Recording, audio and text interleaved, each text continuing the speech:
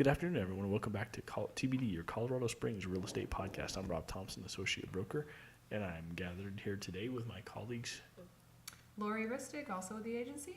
And Mike Mattis with Total Lending Concepts. And we are back, and today's topic is going to be buying versus renting, I think is the general theme. Well, really getting into a rental versus getting into a new purchase. The cost of. The cost of. Okay. The cost of each, right? Yeah. Okay, so that'll be our topic. Some market stats for you. Lori actually had a really interesting stat just a second ago. What do you got? Oh, well, the interesting stat I had, I was looking at rentals available versus homes available for sale, which includes townhomes and condos. Rentals available at $1,500 a month or less on the MLS, there are 110 of them. And then homes for sale, including condos and townhomes and single-family homes, there are 351 of them. So there are triple the amount for sale than there are for rent on the MLS. Now, not everything goes on the MLS, but for the most part, private owners renting out their houses or townhomes, or property management companies renting those out. They'll list them on the MLS. Triple the amount of homes for sale. Than there are for rent.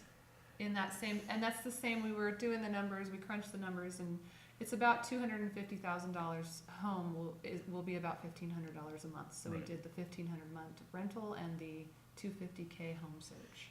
And I personally don't see that getting any better anytime soon. I think as interest rates rise, it will actually make a more competitive rental market because fewer people will be able to buy. Qualify, Right. And so they'll have to It's going to rent. put even more pressure on a market that has a lot of pressure already. Yeah. Agreed. Now, there might be one variation of that might be that if somebody can't buy or sell their home because of the higher interest rates, they'll put it on the rental market. But that really won't help 1,400 or below because those homes, by definition, might be 1,500 or above. Because below that, you're going to sell it. Right. It's a seller's market, right? Right. I remember 3 short years ago when we were doing the one group together, everybody's price point was $1,000. I remember that too. And Yeah, watching it that incrementally is come up no as more. we've gone. Definitely not anymore. And those homes, that's a conversation that we have a lot in the Facebook groups is they're just not available. Yep. We were looking at the market stats. And by definition, I won't say there's not greed out there in the market, but by definition, there's been $100,000 price increase since April 2014 on average. Yeah. So there are no homes to be rented for $1,000 mathematically. It's just not happening. Right. If Yeah, if somebody you buys purchase a home and go to rent it, you have to make at least a little bit of money off of it. Otherwise, it's not really worth it. Well, you can't. Yeah, you Yeah. have to. Well, You have unless to. you're At gonna the rent very it. least, you have to break even. Right. Yeah. So just some additional market stats as we get rolling here. There are, I looked this morning too, there were 2,774 homes for sale in Pikes Peak Association of Realtors. There were 1,446 single-family homes. 1,117 of those are in El Paso County. And then there were 76 homes for sale in El Paso County, single-family home, $250,000 or less. Right. So it's for individual houses, not including townhomes or Right, condos. just 76. That's a historical low for, that's a metric that I've been tracking for a while, and it was in the 90s last time I checked, and so just crazy. So interesting stats, since we just ended April, there were 1,325 sales in April of 2018. 1,122 of them were single-family homes. What that means is we have 1 month's worth of inventory. Period. There were 1,117 sales, 1,122, or rather, there's 1,117 available. There were 1,122 last month, so just under a month's worth of inventory. Excuse me. Okay. The average sale price for 2018 April was $334,080. That bumped up. Significantly, 10% since November of 2017. Yeah. Been a 10% Wow. hike. 23 collective days on market on average. Now the median is 4, and the median price is also $295. So median's ticking up slightly while the days on market fall, but the average price. So that leads, and then 2 last interesting notes. February 2018 was a historical low for the active listings, like literal 10-year low for the active number of listings. Wow. And April 2018 is the 10-year historical high price. I suspect it's the high price ever for this market, but the MLS goes back 10 years. Yeah. So April 20, this Well, I don't see it 34. being any higher than the previous 10 years, so. No, do I, but I can only give that accurate data to 10 years. from the MLS, but yeah, we're at a literal all-time high for the pricing. Which brings us to the topic of the day, which is, should you rent or buy, or what's the cost of both? So So what this do we got? is, yeah, we're kind of covering the cost of getting into a rental. So typically for a rental, you're going to pay your first month's rent, your last month's rent, a security deposit, which is, from what I've seen, is usually the same as a month's rent. And if you have any pets, you're going to pay a pet deposit per right. pet. So looking at a $1,500 a month rental, first, last security deposit. Pet deposits, I'm saying, are typically around like $300. Is that what you're saying? 250 to 300. 253. So if you add in first, last security deposit and a pet deposit, you're at $4,800 to get into a rental. So then we turn that around and look at purchasing. So there Right. are costs that are going to be associated with purchasing a home, and it's just across the board. You are going to pay for an appraisal. Those are Which usually is between 600 and 750, depending on the loan program. right. And you're going to have an inspection, which is usually in the $300 range. yeah. So just count on having about $1,000 for your inspections before you move in. So, and then earnest money, we're typically saying 1% 1%, of correct. the purchase price. So for a $250,000 home, you'll see a $2,500 earnest money. What earnest money is you showing the seller, I really want to buy your home. I'm not just going to flake out and back out and you will have nothing to show for it. So-called skin in the game. Right. It just secures your offer. And if you decide that you want to back out of the home sale and you want to do it on one of the terms in the contract, like, oh, this inspection, the roof is terrible and they don't want to fix it, you can get out of there and you get your earnest money back. If you go through with a sale, you get your earnest money back at closing. Or it goes towards your closing Or cost. it can go towards your closing costs, exactly. Do you want to talk about some of the different loan programs and Sure. and what you could see that you'd be paying at the closing table? Don't want to guess at that as far as payments, but there are several loan programs. In this town, the most popular I would say is probably the VA home loan, or one of the most popular. And the next would be conventional, FHA, and then CHAFA has a down payment assistance program. And that's $1,000 that you bring. You have to have $1,000 minimum skin in the game. Right. CHAFA changed their program about a year ago, I think it was, and they used to offer like all inclusive, and they would cover all of the cost, and you could actually get into the house for just $1,000. But they reorganized their program, and so you can actually expect to bring $3,000 or $4,000 unless the seller is covering closing costs. Okay. You're gonna have to have extra cash. What do you typically see ballpark for a $250,000 closing costs for the buyer? You can figure about 2% is what the borrower is going to spend Okay. on that, and then the sellers, I'm seeing like 50-50. Some of them don't have any concessions, and some do. You know, as far as the sellers contributing towards closing costs. So seller's concessions are basically when you ask the seller, hey, I have $4,000 in closing costs and I want you to pay them. Correct. We're not seeing that a lot. No. Unless your offer is, you want to offer more money To capture towards the the concessions, sale right. of the house Right. to capture that back so that they net out. I would say 3 years ago, everybody was getting seller concessions, Yeah. or most parties were. I Right. can't say everyone. That's probably not true. The historical norm in the last couple of years was 4,500 was what Right. the number I was getting Yeah. a lot of success with, and then it went away for a little while. It came back. I would have said 2 months ago we were getting some wins on Right. the concessions, and then in The the last winter 2 time, months, right? yeah. In the last 2 months or last 2 weeks, it's gone again, unless we're offering over list. But even then, Right. I've lost to a couple offers where they didn't even want it, because the problem then becomes the appraisal. If Right, it's if it priced doesn't at the appraise. then what happens to those concessions? And Sure. so now I have one down the rabbit hole a little further by saying that the concessions will go away if it appraises low, and so that's once or twice. Okay. But man, it's a tough market for It is. buyers. Yeah, The reality is, to buy a home, you're going to need at least $3,000 to $4,000 in your pocket. Sure. That covers your earnest money, that covers your inspections and your appraisal. So if you're looking at $4,800 to move into a rental, I mean, it's, Did we on the math? Did you factor in credit score and deposits? I factored in first and last month, Okay. security deposit, pet deposit. Okay, so that security deposit, here's one more variable. Sure.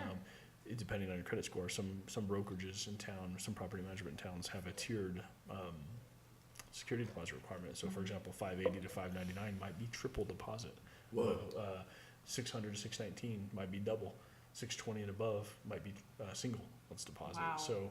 So that just escalates your costs quickly. Wow.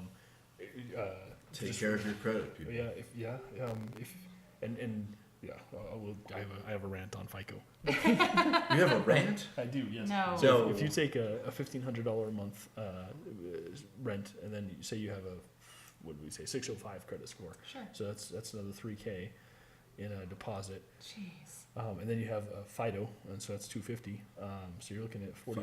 $4,750 just To move in. to move in. And I'm thinking I'm forgetting something, but no, it's easily $4,750 with a 605 credit score for some brokerages in town if the property was $1,500 monthly rent. And That's then nuts. if you And then some places won't even, I mean, I say pet deposits, a lot of places say no pets. Most Yeah, places well- say no pets. Well, so, we actually have a Facebook group called Colorado Springs Rentals, and it was actually founded because when I moved here 7 or 8 years ago, Uh-huh. almost 8 years ago now, I had 3 pets, and I heard I was looking at the MLS, and I was applying at homes, and the MLS said they take 3 pets, $2 and a cat, right? Yeah. And I was dropping application fees left and right. About $500 later, Jeez. Somebody took pity on me, a property manager, as I was submitting an application, and said, you're not going to get this house, right? I said, well, no, I don't know that. Why? I meet all the criteria. He said, right, but you have pets. And I said, right, but you take pets. And he said, right, but there's 6 people in front of you that have none. No pets, And yeah. I said, well, thank you. Give me my check back. Yeah, And my right? application back. And so, one of my goals at the time was to get a license. And so that they just clicked. I said, well, when I get my license, I'm going to create a forum to help Yeah, connect the so dots. people can find um, those rentals, But that was yeah. the genesis of that group that's now 20,000 members strong. So anyway, yeah, you're right. There's a lot of homes that just, and the reason being, if there's 6 applicants and 5 of the 6 don't have pets, then the landlord, that's a legal discriminator. Uh-huh. So tough call. So yeah, if you're doing a CHAFA or a VA loan, a CHAFA is basically an FHA loan. It's where they It give is. you a down payment Shafa assistance. actually works for VA too. Oh, it does? Uh-huh. Interesting. Yeah. I've never Oh, heard wow. of that. Learn something new every day. Okay. I'm gonna pick your brain later. So Pretty sure I've seen so that if you person. could, No, I'm The- questioning myself. okay, well, so you could get down payment assistance on a VA loan. I believe so, yeah. And I that mean, might- I've seen the pricing in the engine, Okay. so I'm gonna go with yes. Okay. Interesting. I will confirm that and reconfirm that at our next podcast. Fair enough. And then comment in the section of the podcast when we post this. Right. Okay. Okay. So, what do you got, Lori? Well, I was just gonna say, I mean, we're looking at right around ballpark $5,000 to get into a $1,500 a month rental. If your Yep, credit is yep. if you have decent credit, Yep. and it seems like if you're getting a CHAFA or a VA loan, it's less than that to purchase a new home. And when you Correct, purchase your new home, you're making a face. What do you think? Well, the only thing that the caveat I will put in is Jaffa rates are significantly higher than the base rate. Whatever Mhm. the base rate is a given day, you can look to pay 3/4 to a full point Okay, in actual interest, fair enough. because there's really no such thing as free. No, it's No. not free. They might be giving you $10,000 to $15,000, but they're going to get it back in interest. Sure. So. So maybe more accurate to say out of pocket. Yeah. Initially out of pocket. It's, Right. It's, 5K to move into, or 40. What would we say? 47 or 5,000 to move into that one home The rental versus a couple thousand max for, ideally for a VA loan appraisal, 750 plus. What do we say? Inspection? 500 in Inspection. inspection costs, 1,250. And the earnest money. And the earnest money, which is generally refundable, but if you don't get concessions, might not be refundable. It's, So in Right, this you can just go environment, towards yeah, your. it's So not even if you're likely. paying your own closing costs, Yep. and you're not asking for concessions, if you have that same whatever $4,800 to get a rental, So you can get into and purchase a home. And when you purchase a new home and you have that new mortgage, you generally don't pay your mortgage for a month. You get a month off before your payments start. Is Yes, that correct? that's Yeah. correct. And if you close on like the second or third, you have almost 60 days before your Yes, first payment kicks correct. in. Right. So it's on the whole, I think it's Yeah. legit to say that you can buy a home Yeah. for less out-of-pocket costs than Then to renting. rent. the average credit score. Or, Right. So if And you're, then when you purchase a home, you have longevity. And again, as Rob and I and you already talk about, you have to make sure it's an investment that you want to yes. partake in. Always. However, you have a lot of housing security when you purchase. Mm-hmm. You Because do. when your lease expires on a rental, and the owner decides they want to sell, guess what? You're moving. So Yeah. I have to throw in my standard caveat that Of course. look at the timeline that you have because Yeah. we are at the literal peak of the market. Well, at the historic high for the market. We may not be at the peak. I call that Still going. every week. I call it we have to be at the The peak. sky is falling. And it I'm keeps not going. saying the sky is falling. I'm saying that systemically this cannot continue. But then I it continues. do not disagree Yeah. with you that Yeah. it can't continue. I- I just don't know when that day is Right. going to be. I thought I was mentioning Lori earlier. I think that the architect of the Matrix it keeps expanding the variable, the scope of the. He's like, Red okay, pill I'm or gonna blue let pill, it. Rob? Which Yeah. one? No comment. So, so take timeline into consideration. Right. If, it's just not realistic to believe that we're going to see another 10% in the next 6 months market appreciation is Mhm. sustainable. So at some point, I think it's going to change. I disagree with you. I think Okay. we're going to get through this summer with You think average Yeah. price might bounce up to say 360? Yeah. boy. Yeah. I don't Never know say about never. that. Yeah. I don't think Yeah. it's going to curve. Let's put it that way. There's still going to be an incremental increase. I think Nuts. This It's year? nuts. But it is nuts. I don't Yeah. disagree, but I mean, it's already there. You Yeah. just said we're at historic lows. yeah, We have 1 10 month's inventory, and it's 10%. classic economics. 10%, 101. yeah, 10% ago I said it can't go 10% higher. Right. No, but it's Here we supply are. and demand. Yeah. That's just the way it is. So It's nuts, man. I'll just say it's nuts. it is nuts. So But the rental market's nuts too. It is. It is. And So it's like if you have to choose.